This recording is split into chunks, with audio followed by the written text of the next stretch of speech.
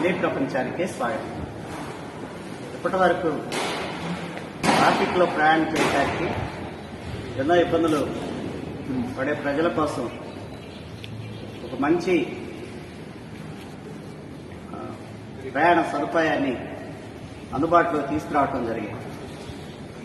అభివృద్ధి చెందిన దేశాల్లో మాత్రమే కనిపించే టెక్నాలజీని అభిరామ్ చావా ఆంధ్రప్రదేశ్లోని గుంటూరులో అందుబాటులో తీసుకురావడానికి చాలా ప్రయత్నం చేస్తూ ఉన్నారు. దీనిని ఎయిర్ ట్యాక్సీ అని పిలవటం జరుగుతుంది.